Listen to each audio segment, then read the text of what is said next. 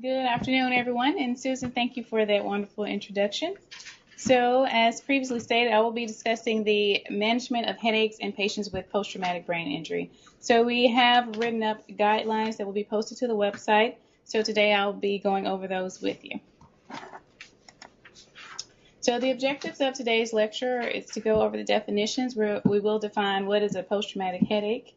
We will learn how to assess a patient that we suspect has a post-traumatic headache, learn how to diagnose it. We'll review the treatment options, both non-pharmacologic and pharmacologic treatments, and discuss the importance of prevention and education. As previously stated, no financial disclosures. So briefly, traumatic brain injury is any injury to the brain caused by an external force. That could be a blow to the head, it could be a penetrating object, it could be just a jolt. And common sources of traumatic brain injury are motor vehicle accidents, falls, assaults, and gunshot wounds.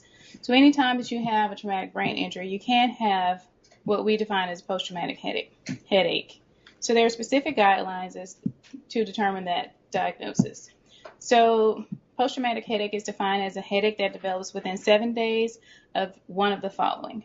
So it can be within 7 days to the injury to the head itself. It could be 7 days within regaining consciousness after the head injury, or within 7 days of discontinuing the medications that impair the patient's ability to sense or report the headache following the injury. So post-traumatic headaches can occur after mild, moderate, or severe traumatic brain injuries, and there tends to be a correlation between the headache severity and the injury severity. Meaning if a patient had a mild traumatic brain injury, they may have a mild headache afterwards. But that is not always the case. The pathogenesis of post-traumatic headaches is not clear at this time. There are several theories and multiple factors that are involved. So it could be direct injury to structures such as the skull itself, the brain tissue, peripheral nerves, any of the surrounding muscles, tendons, or ligaments. It could be axonal injury to the axons. It could be alterations in just the cerebral metabolism or hemodynamics. Some people are genetically predisposed to getting them. Some people expect to have a headache after the injury, so then they do develop symptoms. And it can also just be due to the visual system or your vestibular system. When assessing a patient, it's very important that we do both a history and a physical.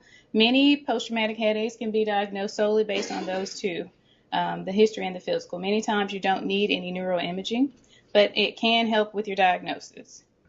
So when you're doing the history, you want to do a comprehensive history. You want to get specific details surrounding the head trauma itself. You want to ask the patient, did they lose consciousness? If so, for how long? If they had any amnesia after the injury, if so, for how long? If you want to determine if the patient is on any pain medication or sedating medications that can impair their ability to sense the pain or to report the pain to you. You also want to ask the patient, when did the injury occur? When did their headache occur? If they can tell you that.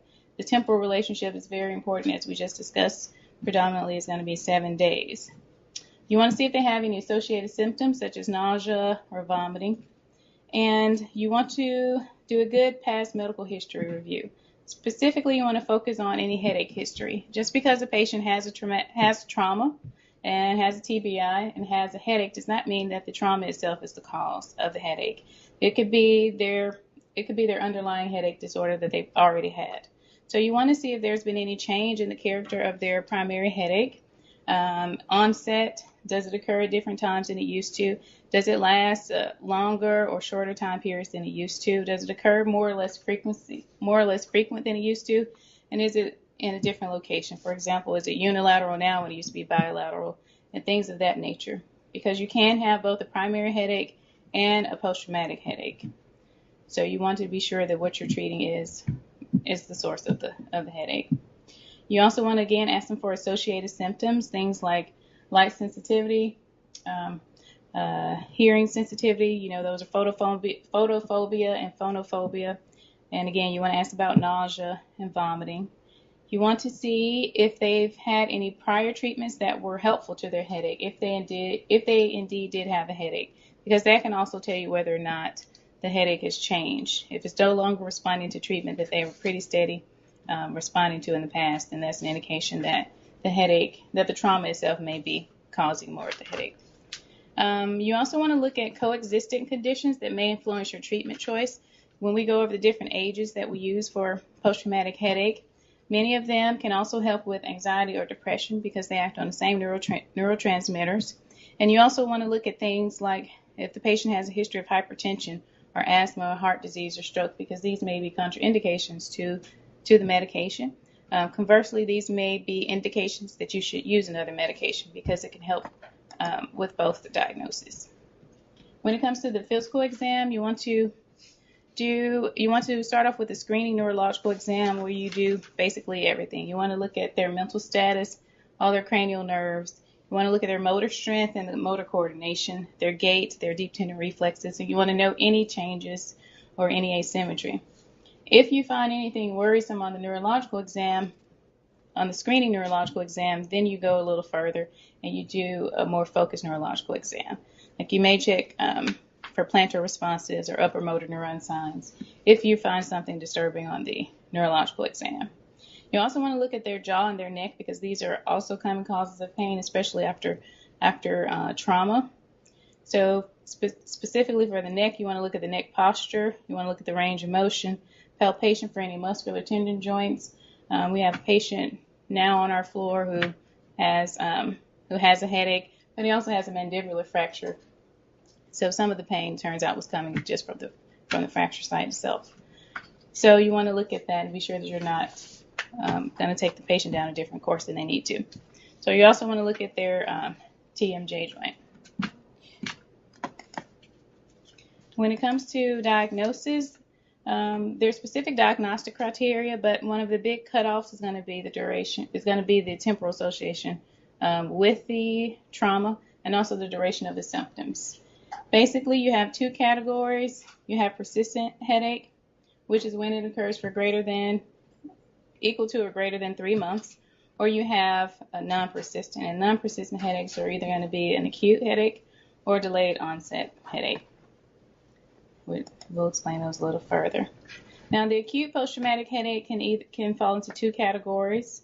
It can be mild or it can be moderate or severe. Moderate and severe are coupled together. And in order to diagnose this moderate or severe traumatic brain injury, it requires at least one of the following. So you want to look at loss of consciousness for greater than 30 minutes, Glasgow Coma Scale, less than 13.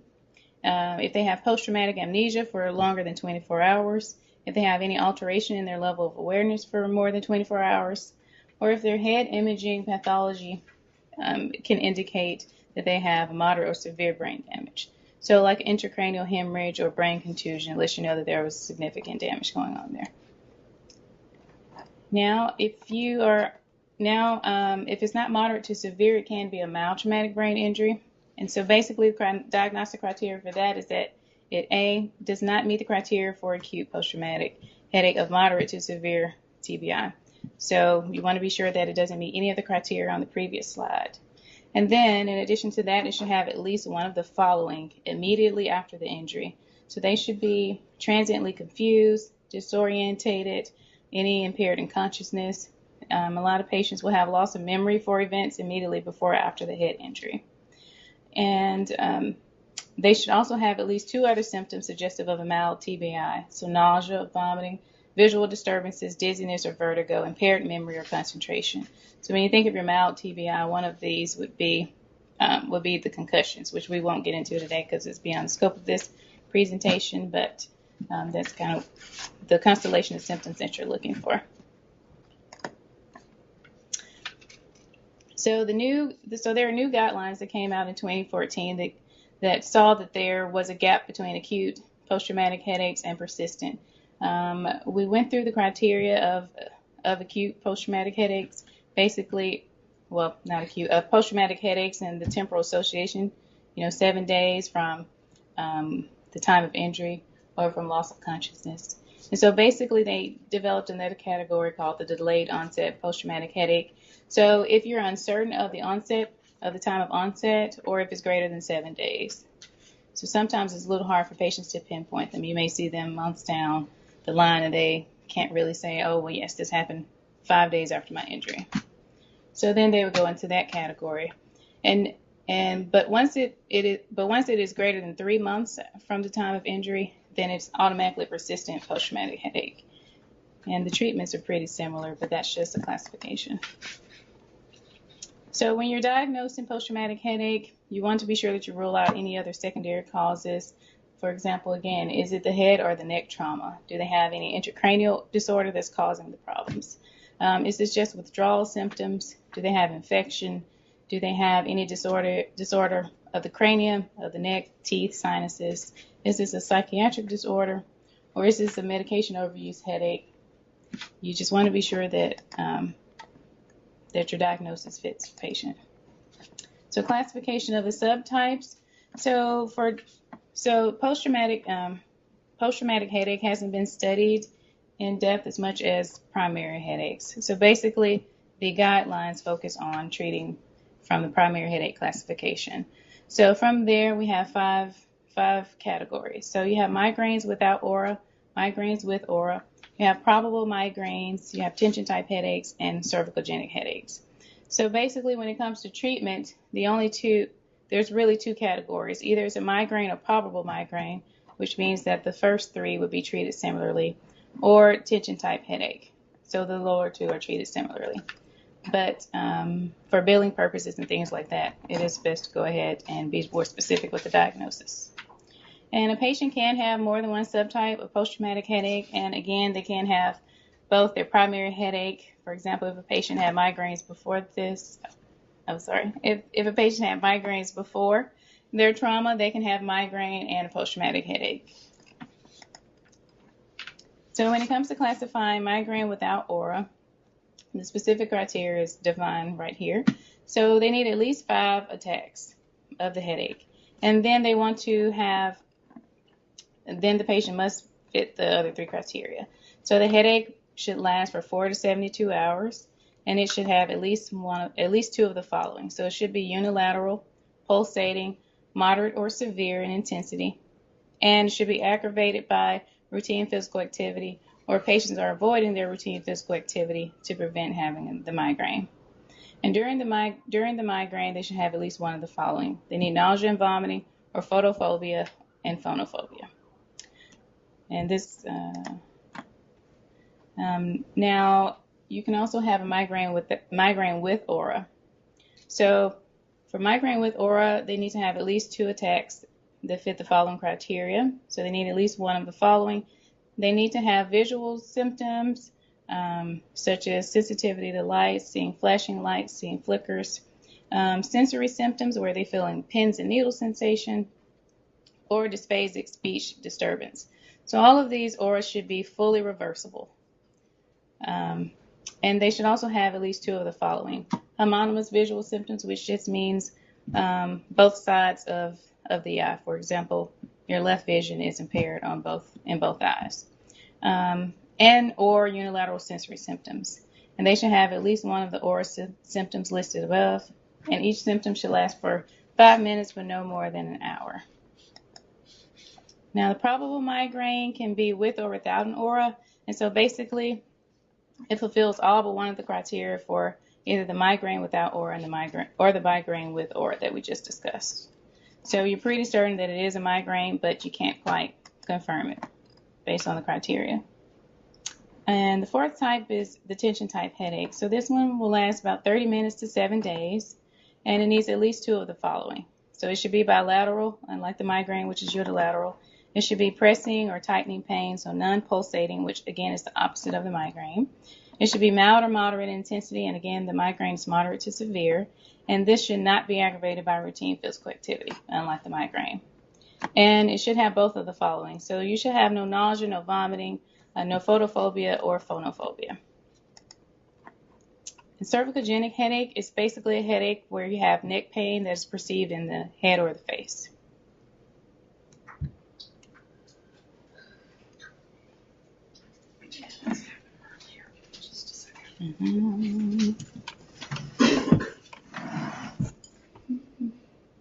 See me probably. How are you? There we go. Sorry about that. Oh, no problem. Technical difficulties. Thank you for waiting. Okay, so cervicogenic headache. So again, you have pain in your neck that's perceived in the head or the face. You want to see, so the patient should have some evidence of pathology within either the cervical spine or soft tissues around the neck. Sometimes you can feel palpable bands. We were discussing that in a neurological exam earlier. That's kind of what we were referring to. But they can have evidence of pathology in the cervical spine or soft tissues of the neck. You can look at clinical evidence. They may have some labs or some imaging that refer to that area. They should also have at least one of the following, which is clinical signs of pain, source in the neck. The headache should stop after a diagnostic block of the cervical structure or its nerve supply. And the headache should resolve within 3 months after successful treatment of the underlying disorder. So when it comes to treatment for post-traumatic headaches, the primary goal is going to be early treatment and patient education. So you want to do this to avoid or decrease the functional impairments and disability and prevent future headaches. So basically treat them early and educate the patient so that they can avoid the functional impairments. Some patients end up having to lose their jobs. Some patients end up being on disability. Some patients just end up having a terrible time every day. So you want to try to avoid that as much as possible by treating them. There's limited evidence regarding the treatment in the TBI population. So again, as said earlier, we're following the current evidence-based treatment guidelines for primary headache. Excuse me for a second.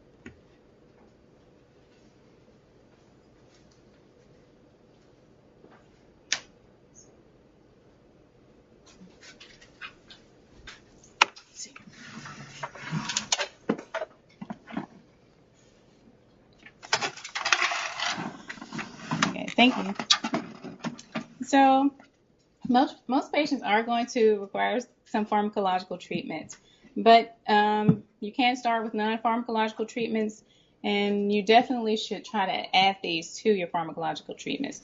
So oftentimes just giving patient pain medication, regardless of the type, doesn't help as much. So non-pharmacological treatments are pretty much going to be fairly similar for migraine prophylaxis and tension-type headaches. So you want to do things such as relaxation training, biofeedback, cognitive behavioral therapy.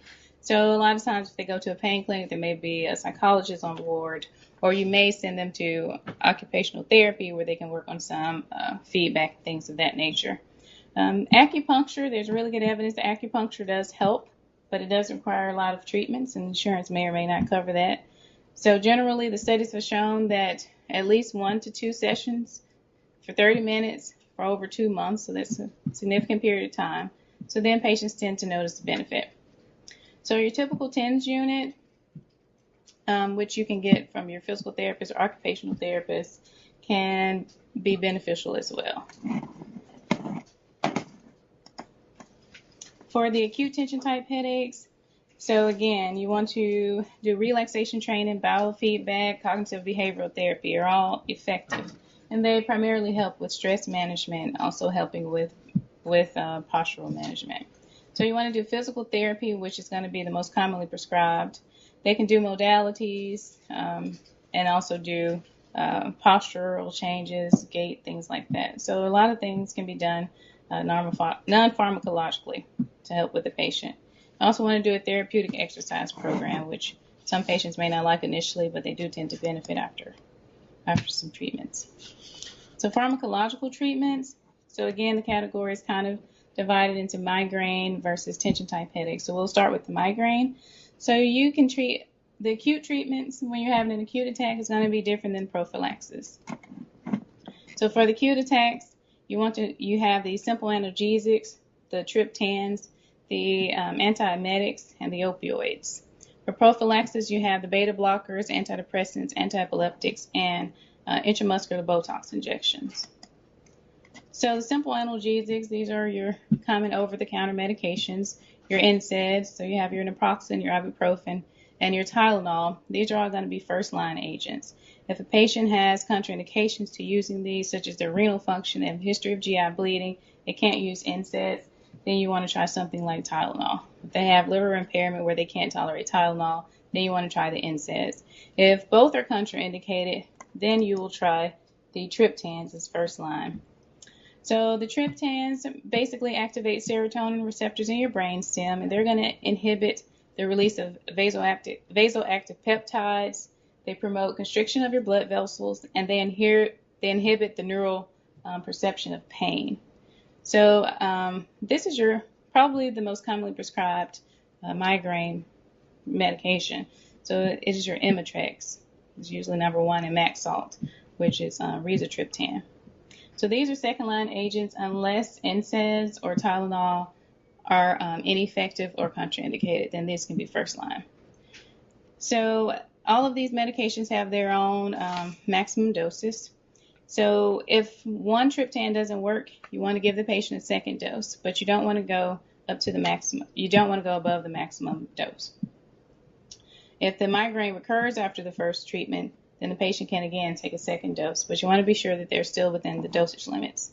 Since the triptans are vasoconstrictors, you want to use caution if a patient has cardiovascular disease or cerebrovascular disease. You also want to use some caution if they have moderate to severe liver impairment. So your antiemetics, so these are going to be like your Reglan. So these are bind to your dopamine D2 receptors, and they block that action. So they will decrease your nausea and vomiting. So oral agents such as Reglan, which is metoclopramide, and domperidone. So these will treat your nausea and potential emesis and migraine. These drugs can increase the absorption of your analgesics, and part of that is because the patient's not vomiting as much, but also other effects of the medication. So you shouldn't really use oral medications as first line, but you can use IV Reglan per se as first line monotherapy in a patient with an acute migraine. The domperidone has fewer side effects than the metoclopramide. And again, in contrast to IV and IM forms, which you can use as monotherapy, you do not want to use the oral forms. And since these block your dopamine receptors, you can end up with extrapyramidal symptoms. So that's like your akathisia, your dystonia, QT prolongation is a cardiac effect, and torsades de Pointes. So you want to use caution in your patients who probably has underlying psychiatric issues where they're on something for dopamine, or patients with cardiac dysfunction, and they're at high risk for that. So opioids and combination analgesics containing opioids can be used during an acute migraine, but the routine use is not recommended. We all know the addiction profiles and how the DEA is kind of cracking down on things like that. So you don't want to put the patient in the cycle of having to need these repeatedly. So you can use them short term, but again, you don't want to use them routinely. So for migraine prophylaxis, so you want to use prophylactic treatment if a patient is having migraines frequently, where it's disabling them or they can't go to work, things of that nature, then it's time for prophylaxis. If the patient is having medication overuse headache, which is also known as a rebound headache from taking analgesics too frequently, then again, you want to start prophylactic treatment. If the patient has contraindications to the acute migraine medications, which we've already discussed some of those, then again, you want to use prophylactic treatment for these patients. And patients will always tend to benefit from a medication that treats coexisting conditions, and it also limits polypharmacy. So migraine prophylaxis, the groups of agents that we use beta blockers, antidepressants, antiepileptics, and Botox injections. So the beta blockers, so your first line agent is going to be propranolol. And this is a non-selective beta-1 and beta-2 adrenergic receptor. So you can use this, especially if the patient has comorbid anxiety. If the patient is acutely injured after a TBI, when they're still in the recovery phase, this is a really good agent to use. So the maximum dose you want to use is 160 to 240, but generally we usually start around 5 milligrams 3 times a day to 10 milligrams 3 times a day and titrate up to effective dose. For metoprolol, that is just a selective beta-2 blocker. Again, maximum dosage is usually 200 milligrams, so you don't want to usually start low, go slow. So adverse side effects of these, you have fatigue, you have hypotension. You want to avoid use in patients who have asthma because of the beta action. You want to avoid avoided in patients with diabetes, bradycardia, or peripheral vascular disease. Antidepressants, so amitriptyline or Elavil is one that's most commonly used probably, and Effexor is also used. So these basically inhibit the reuptake of serotonin and norepinephrine. So amitriptyline is a first-line agent. It is a tricyclic, so it's going to have common side effects like dry mouth, constipation, sedation, arrhythmias. So these aren't really a common medication that's used in the elderly population, and particularly not at high doses.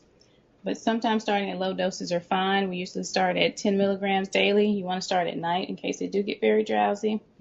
And your maximum dose is usually 100 in an otherwise normal patient. So if a patient has depression, since depression or difficulty sleeping or anxiety, that's usually a good agent to start.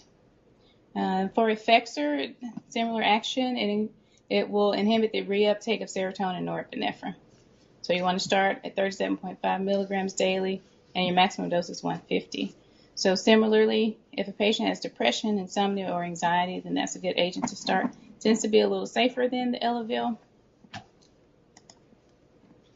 And anti-epileptics. So we have Topamax and Valproate are usually going to be the ones we use. Gabapentin, which is probably one of the most commonly used agents, is not really that effective for migraine prophylaxis. But Topamax and Valproate work similarly. They will increase the availability of GABA, which is your inhibitory neurotransmitter. So Topamax is going to be the first line agent. Usually you want to start at 50 milligrams. You can increase up to 200. And this helps in patients who are obese because it does help a little bit with some weight loss. And Depakote or Valproate, similarly, you want to start at 250 twice a day and increase up to the maximum dose of 1,000 to 1,500. So again, you want to consider this if a patient has comorbid depression. And both of these are definitely the Valproate. It's contraindicated in women due to teratogenicity. So migraine prophylaxis, if a patient has chronic migraines, which is defined as greater than 15 migraines per month for at least 3 months, they will qualify for Botox injections usually. So this is pretty much a standard protocol where you do 155 injections over 31 sites, and you do this every 3 months, and it tends to work pretty well for most patients. So Botox chemodenervation occurs when the intramuscular injection of the toxin. It will prevent fusion of the acetylcholine vesicles with the synaptic cleft. So basically, you prevent the release of acetylcholine, so therefore your muscles will relax. And so again, this is recommended for patients with chronic migraine. And there have been studies on other types of injections, such as corticosteroids, which do tend to help some, particularly for the occipital nerve blocks. Those will help, but not really for prophylaxis. So for retention type headaches, similarly, you can use simple analgesics or analgesics and caffeine. For prophylaxis, amitriptyline, once again, antidepressants, and this time you use most relaxants. So, and when we discuss the criteria for tension type headaches, most of them are going to be mild to moderate in severity. So oftentimes acutely they do pretty well, but chronically they tend to require more medications. So for acute tension type headaches, the first line agent is going to be simple analgesics. So there's still going to be your NSAIDs, your ibuprofen, it's going to be your naproxen, your Tylenol. Combination analgesics with caffeine actually help pretty well. So that's going to be your second line agent though. And you don't want to do muscle relaxants, opioids, or triptan. So while you can use muscle relaxants for prophylaxis, you don't want to use it during acute attack. And again, we've already discussed the opioids, but that's really not a good agent to use routinely in a patient. So for prophylaxis, again, it's amitriptyline, antidepressants, and muscle relaxants. And similarly, you use migraine prophylaxis when patients meet certain criteria. You want to think similarly about a patient with tension type headache. So when it's frequent and starting to become debilitating in the patient, then you want to think about using prophylaxis. But there's not as much evidence on prophylaxis for tension type headaches as there is for migraines. So for your prophylaxis, the first line is amitriptyline, 10 milligrams. It's usually your starting dose, and again up to 100 milligrams. That will be your first line agent. And then second line, you have other antidepressants. You have mirtazapine, which also acts as an appetite stimulant. It is also a tetracycline antidepressant that works on your alpha-2 adrenergic receptors. So it will ultimately increase norepinephrine and serotonin. So you want to start usually 7.5 milligrams at night because it does make you drowsy, and then you can increase up to the maximum dose of 30 milligrams. And because it does stimulate your appetite, one of the side effects is going to be weight gain. So venlafaxine or Effexor, so up to 150 milligrams daily. Side effects from that include vomiting, nausea, dizziness, and loss of libido. So for the tension type headaches prophylaxis, this is when your muscle relaxants do tend to help. So you have things like Flexeril, Robaxin, Baclofen, or Xanaflex. So Flexeril is probably the most commonly prescribed one. It is centrally acting skeletal muscle relaxant, and is related to the tricyclic antidepressants. But you do want to use with caution in patients with liver failure. But overall, Flexeril tends to be tolerated pretty well, although after a while, most patients may not have so much benefit from it. Robaxin it also causes skeletal muscle relaxation by general CNS depression. So we have our Baclofen, which inhibits transmission of both monosynaptic and polysynaptic reflexes at the spinal cord level. So you ultimately end up with some muscle spasticity relief there as well. And you do want to avoid abrupt withdrawal in Baclofen, especially when you're up to higher doses, because they can have Baclofen withdrawal, but it tends to be a good agent as well. Tizanidine is probably one of the ones the patients seem to respond very well to. It is an alpha-2 agonist. So, but one of the other benefits of it is that it does induce drowsiness and causes sedation in some patients. So one of the ways that it does help is putting the patient to sleep, which Flexeril and other ones do as well. But Tizanidine seems to be more tolerated, or at least liked by the patients. So again, if someone has significant liver impairment, then you do want to avoid the Tizanidine. So when you're treating the patient, you want to look at the individual drugs and individual contraindications. But overall, if someone is pregnant, as you probably have already known, then you only want to give Tylenol to that patient and probably want to at least discuss it with their obstetrician before doing anything else to the patient. Triptans, like sumatriptan, which is your Imitrex, you want to use those. You should be limited to less than 10 days a month. Otherwise, they get medication overuse headache. And when you get that, that is what's called your rebound headache. So anytime you take your headache relief drugs for greater than 3 times a week, you can have this overuse headache. And so basically the medication stops working. Patients tend to take more medication on top of it to get rid of the headache, and you keep having this same effect. So the treatment for that is ultimately to wean the patient off the medication and give them a rest from it. But that can take weeks for those to resolve. So the best thing that you can probably do for the patient is just to avoid having the medication overuse headache. And that's where some of your prophylaxis comes into play. So prevention and education. So again, many patients will have post-traumatic headache after their brain injury. What you want to do is educate the patient early on and treat the headache early on to prevent disability. Studies have shown that persistent headache can worsen your mood disorder. So if a patient already has anxiety or depression, then it can be worsened with the persistent headache, and vice versa. Having those underlying mood disorders tend to increase the likelihood that you will have post-traumatic headache. So for severe attacks, again, you want to consider an additional rescue medication. This is when your opioids and things like that can tend to come into play. So you don't want to use them routinely, but when a patient's having a really severe attack, that may actually help them.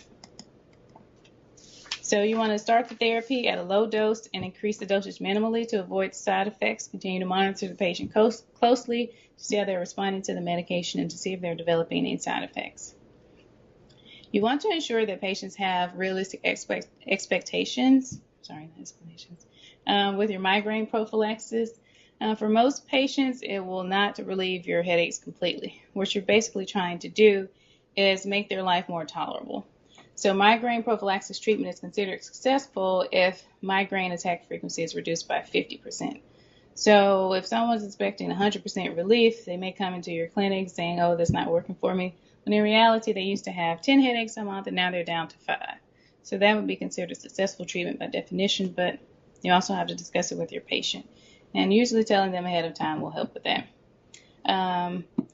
With most of these things, it will take several weeks, 4 to 8 usually, for any significant benefit to be seen by the patient. So just warning them of that beforehand, they'll expect different. They'll tend to expect it if you warn them.